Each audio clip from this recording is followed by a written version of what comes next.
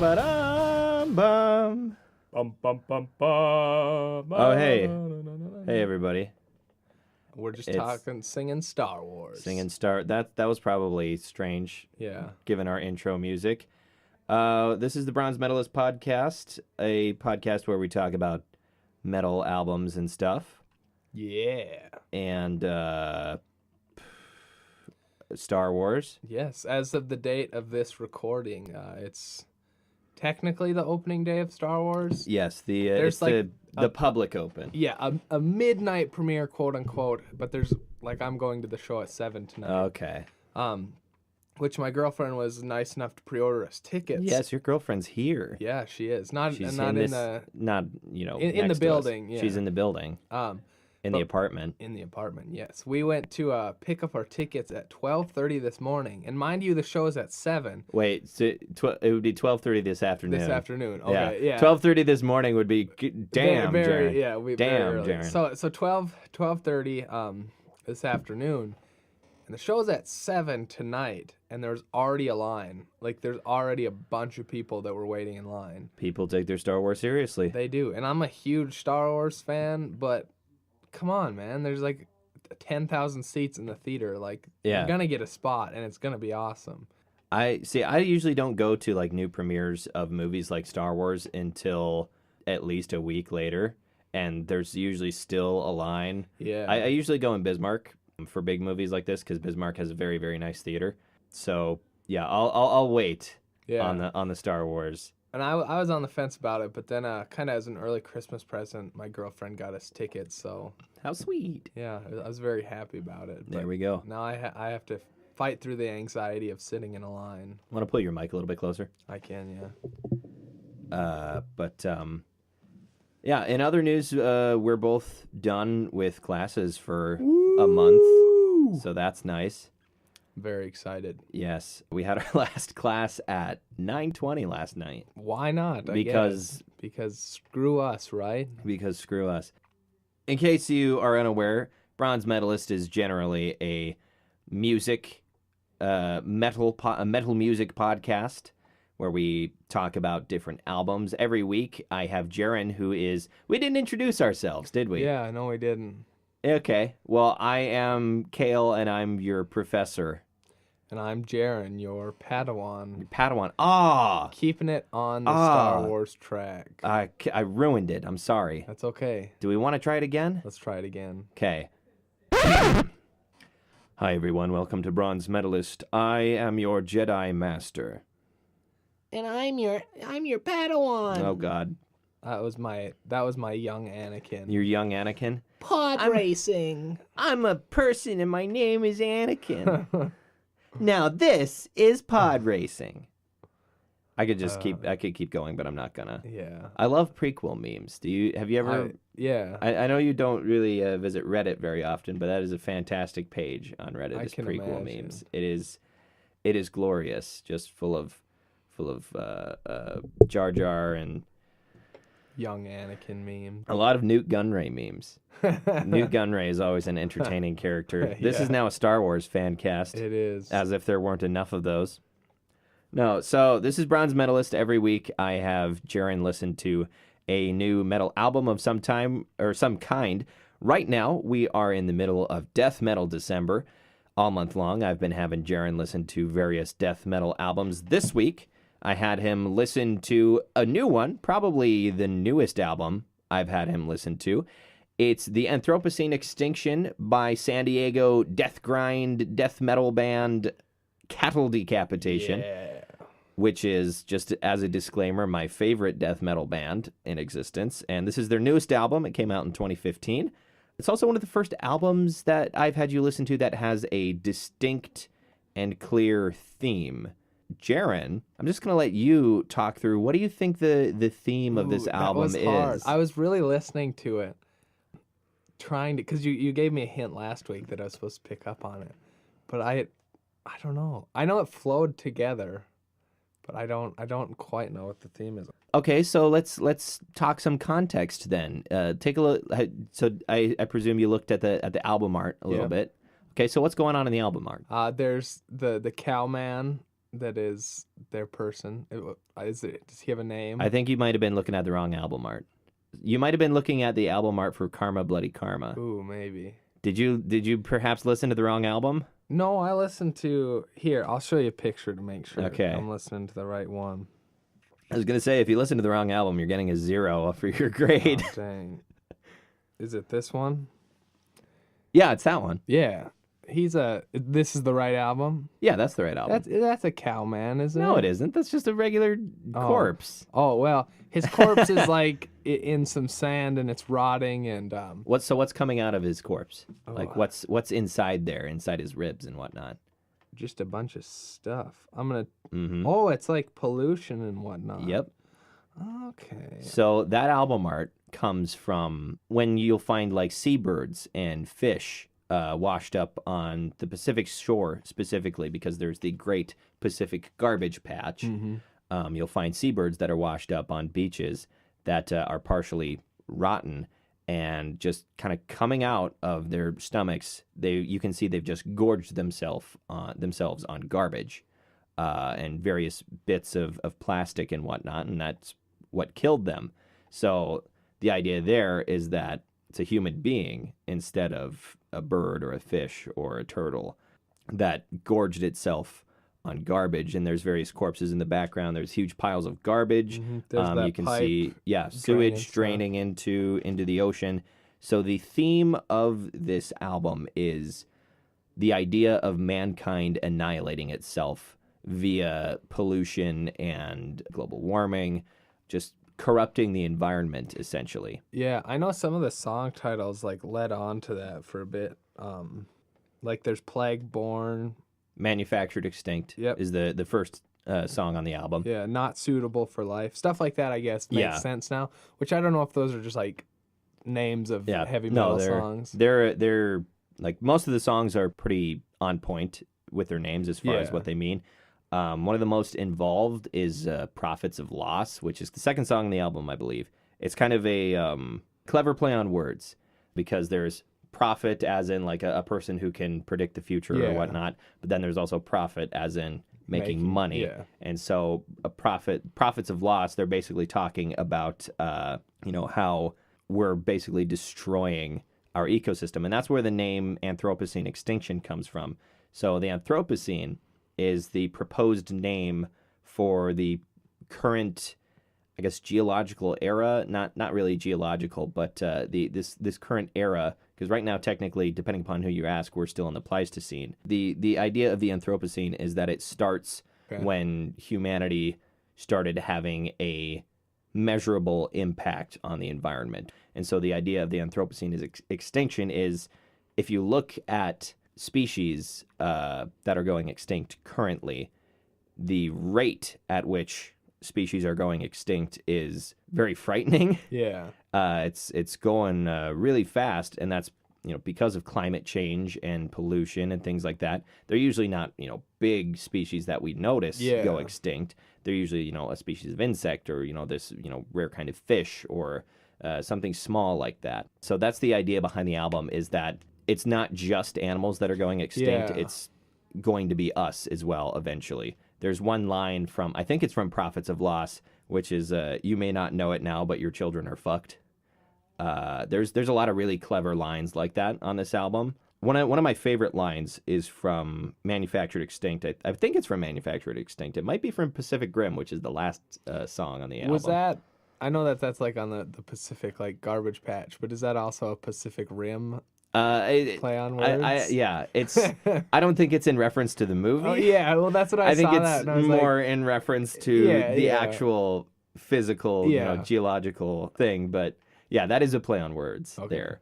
But that one is more in reference to the Pacific Garbage Patch, and then the pollution that resulted from the Fukushima nuclear reactor leaking into the ocean after Japan was struck by a tsunami in 2011. I can't remember if it's on the first, but the line was, the powers that be are you and me. A lot of people think that they're powerless to do anything about climate change. Yeah. And that some people have the very negative opinion of like, oh, we're just screwed and we can't do anything about it. And it's like, that's not true. We all have choices to make Yeah. as far as how we can help prevent this, saving energy and that sort of thing. Cattle Decapitation has always been a relatively political band, but environmentalism is kind of a new thing for them. Their previous album, Monolith of Inhumanity, which is the shirt that I'm wearing right now, is the album cover, dealt with similar topics, but wasn't necessarily entirely about environmentalism. There's some activism in there. There's always been a element of activism to Cattle Decapitation's work. When they started the band, every member of the band was a vegan, and so all of their, or maybe it was vegetarian, but none of them ate meat. And so a lot of their early albums are about animal rights activism, but taking it to a death metal, an appropriate death metal extreme. And their early stuff is considered to be gore grind, it's called, which is grindcore, but with distinctly death metal lyrics. So, very gory lyrics, that sort of thing. And one of their first albums that kind of got them in trouble was, I believe, I think it was To Serve Man, or it might have been, no, it was Humanure. So the cover of Humanure is a cow that is like shitting out like a dude's face. Oh gosh. It's nasty. It's really gross. And that album cover got banned, and it got banned in Germany, but that's not an accomplishment for a death metal band, because everything gets banned in Germany. Okay. And video games and whatnot, they're really hard. Yeah, their standards for entertainment are interesting.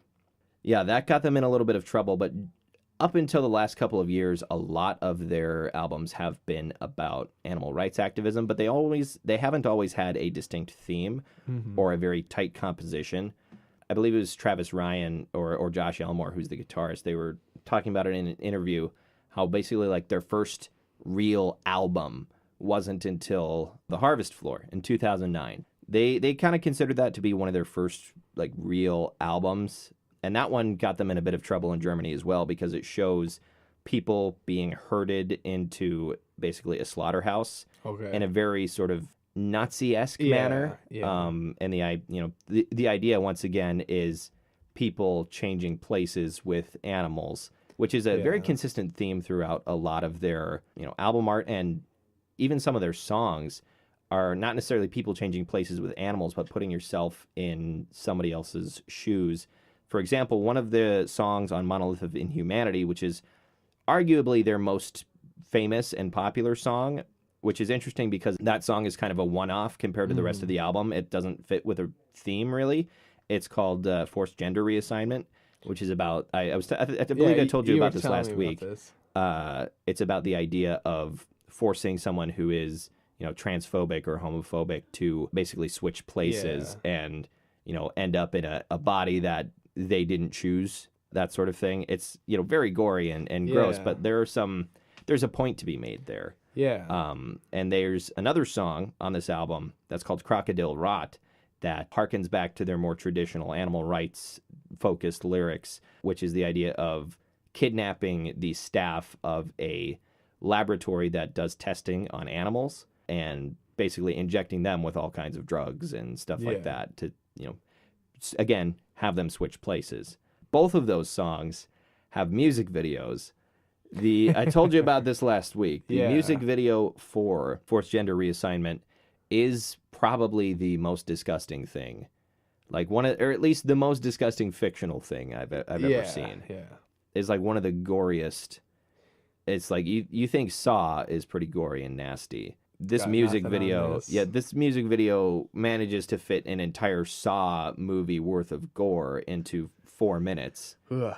It's and also there's some pretty graphic nudity and all that stuff. The music video is kind of hard to find. If you search it, it'll come up. It will show a website that has the music video on it. It's not like you have to do any like deep web searches or anything. It's relatively easy to find, but it's not on YouTube, it's not on Vimeo, it's not on any of these other services because it is so graphic. It's on like this weird Russian like YouTube knockoff.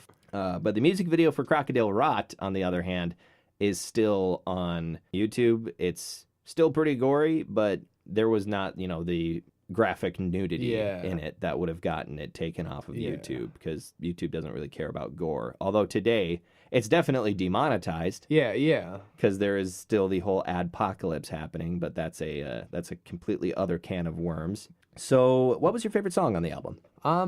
I just want to start by saying I loved this album. You loved it. I thought it was awesome. Okay. Like this was like You didn't just like this album, you loved like it. this one was my favorite that we've listened to. Okay. But I do have to say I don't know if I like a favorite song. Plagueborn, I like that one. Yep.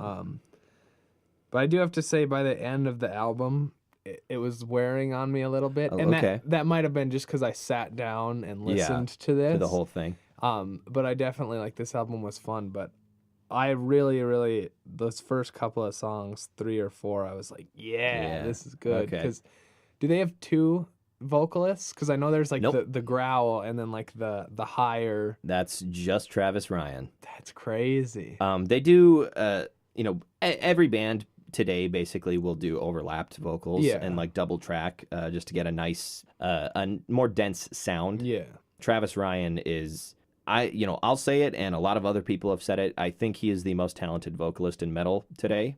It doesn't always come across in his in the recordings of his live performances that you can find on YouTube. His really deep growls tend to sound a little weird, at least when recorded on camera. I don't know how they sound in the crowd. Yeah. A lot of people I've read, talking about on Reddit and whatnot, say that he sounds fantastic, and that it just doesn't come through on whatever microphone they're recording through the camera, because there isn't any super high quality recordings of them playing live. It's usually just like some cameras going around if they were playing at like Hellfest or something like that. And so it was recorded off the camera mics or like the crowd mics or something like that, rather than being through their system. Yeah, because you can do that. You can record off the front of house console, and you can record off of that and get what's coming through the speakers. Get a really good sound to it. Like Converge did a live recording of Jane Doe recently. It was the first time they've ever played the entire album live all the way through, and that sounds fantastic. Like it's just amazing. And I wish there was something like that for Cattle Decap. Yeah. And that would be I would really, really like that. But no, Travis Ryan is a fantastic vocalist. Josh Elmore is a really good guitarist. Dave McGraw, great drummer. I'm struggling on their bassist's name, but that's one of my favorite things about Cattle Decap is how much they allow the bass to come through. Yeah. There's a lot of just rock bands in general where bass guitar tends to get pretty drowned out, but with Cattle Decap, they I call it wormy almost. I don't know where I get that adjective, but like you can hear the bass in every song. You can hear the bass guitar in pretty much every song. Sometimes they'll, just do a bass, short bass solo. I don't have a favorite song on this album. If I really had to choose one, I might say Crocodile Rot. Okay. But I really like Ave Exitium, which is the sort of the build up to the finale. I really like when Cattle Decap does slow ambient interludes. I think those get me so hyped. Yeah. There's one on the previous album that's just called The Monolith that leads into Kingdom of Tyrants for Monolith of Inhumanity. And then this one, it's Awe Exitium or something like that. I'm probably pronouncing that wrong. Yeah. When I read that, I was like, is it Av Exit EM? When I was looking at it. I think because Ave means like hail. Yeah. So Ave Exitium means hail destruction. Okay. In Latin, as I understand. And so that leads into Pacific Rim, which is the finale. As far as finales for an album go, Pacific Rim is okay. Yeah. I felt like it needed to be a bit more. It didn't feel too much different than the other songs on the album, and I wanted it to be a much more grand finale. Yeah. But I still really love the build up to it. My least favorite song on the album, it's like I like all of them. Yeah. But the one I like the least is probably I can't remember which one it is, but there's a part where Travis Ryan does that really weird melodic like high vocal that he does. Yeah. That you know, it has melody to it, but it's still very gritty. But it's not a death growl, Yeah. and it's not a scream either. It's like this really weird sort of goblin-y type high vocal that he does, and there's a part where it's like, "How can you look me in the eye?" And whatever song, I don't like that one. I don't care for that passage in that song. It's a little too silly. Yeah. It doesn't, like, it loses something there. Pretty much every other song, whenever he does that vocal, it doesn't lose anything for me. And I'm still impressed by that, and I don't know how he does that. Yeah, it's because I could have sworn that it was two people every time, that it would go from like this deep growl, and then all of a sudden it'd be like this really high, and like he I don't has, know. I think, one of the highest like screeches in metal. I think he doesn't usually sustain it for an entire song like somebody in black metal would, but like as far as just the intensity and the pitch, it's got to be one of the highest. Travis Ryan is one of my heroes. Have you got to see these guys live? No, I haven't. I really want to, but they, as far as I know, they've never come to Fargo, which would be the closest place that they would go. Yeah. If they do end up going to Fargo at some point, I'm definitely that's what making a trip out there. I told my girlfriend. We were listening to I was trying to scare her, so I turned on The Burden of 7 Million. Or The Burden of 7 Billion. Yeah. Yep. And so, because that's kind of that like ambient, like just kind of creepy noise. Yep. And then it switched to the next song, and it was going again. And I was like, "This is like Kayle wants to take me to a concert," and I was like, "This would be a concert that I would love to go to," because like I think that this would be fun. Yeah. If they end up on Summer Slaughter Tour, they'll probably go to Minneapolis. Okay. Either that, or they might be at. I don't know what kind of bands usually end up on Northern Invasion, which happens every year. I think I can't remember if that's just a festival or if there are a couple of dates on that tour. But if Cattle Decap is at Northern Invasion or Summer Slaughter or something like that, I'd absolutely love to go, especially like this summer or whenever it happens, because I'll be a bit. I'll hopefully have more free time. To be able to go to shows like that, because we're kind of in the middle of the state, and there is not bands like that usually don't come to Minot. Like Killswitch Engage went to Bismarck once, and I didn't get to go to that. It's like a 5-hour drive if you want to see anybody who's not like a small town local band. Yeah, which is fine. Like, I love local shows. Yeah. I should check to see what's going on at Pangea House, and take you to one of those. But and I know Opposition Out, who I have a couple friends in that band. They're a really good metal band from here in Minot, and I've posted some stuff about them on our page. They have a show in Mandan, so I guess a quick plug: if anybody is willing to drive to Mandan, that you're listening, if you're from North Dakota and want to go see a metal show, check out Opposition Out. They've got a show coming up in Mandan next month, I think. Don't quote me on that though, but they do have a show coming out. Definitely check them out on Facebook. They're really cool guys. I've gotten to go up and sing with them. They played in a Day to Remember cover, and I had been to one of their shows earlier and talked to them and whatnot. And then they were like, "Hey," their guitarist texted me, and he was like, "Hey, do you want to go up on stage again during our next show?" And I was like, "Hell yeah, I do." So I went up and they gave me a mic, and before the song started, I was just like, "Hi everybody, my name's Kayle, and I like to party." And so then we started playing. It was Second Sucks by A Day to Remember, which is like one of the first heavy songs that I ever listened to in my life. And then now look at me. I'm wearing a Cattle Decapitation shirt. What started off innocently has taken me here. Yes. But yes, Cattle Decapitation, their album The Anthropocene Extinction, came out in 2015, produced by Dave Otero, who also produced Monolith of Inhumanity. Great producer. One thing quick before we wrap up about like the production on this album is this is probably one of my favorite metal albums for production as well, because Monolith of Inhumanity was kind of clinical, was just very clean sounding, and the guitars were a little too clean, the drums were a little too clean, so this had a bit more humanity to it. it sounded a bit less clean, but in a good way. Yeah. There was more of a warmth to it, and I really appreciate that about this album, and I really like it. Came out in 2015. Go check out Go check out Cattle Decapitation. Go check out Cattle Decapitation if you're listening. Next week it's not the finale of Death Metal December. I need because we started, the first episode came out on December 1st, so we're gonna have 5. Yes. So I'll need to choose another album. I'll probably have it be an Opeth album after that. But next week's gonna be tough for both of us. This is the album that you're talking about. So next week is Obscura by Gorguts. Gorguts is a technical death metal band. They're a technical death metal band or a progressive death metal band, whichever way you want to look at it. I can't really describe Obscura to you.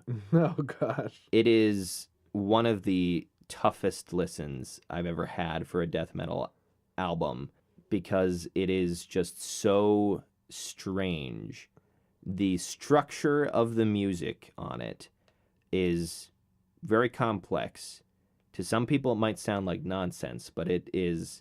There is a structure to it. Yes, it is. Like, if you were to ask my friend Donovan, who's a music major, he would be like, oh, wow, this is really impressive because the time signatures and just all of the tones, it's the dissonance and assonance. That's probably not a music term. I think that's just like a phonics thing.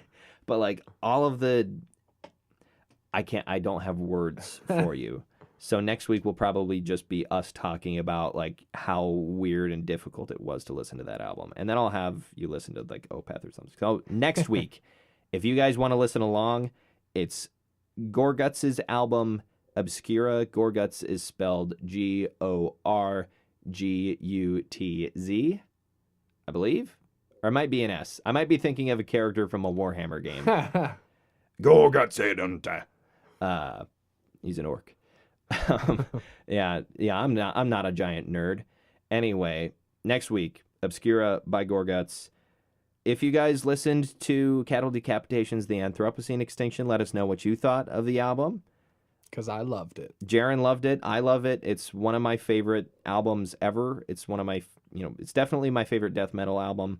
Cattle Decap is my favorite death metal band. Oh, I got a message on Facebook. Ooh. Maybe it's about the show. I don't know. Check us out on Facebook if you like. We're at Bronze Metalist Podcast. That's our page. We post all of our podcasts there. You can also check us out on iTunes.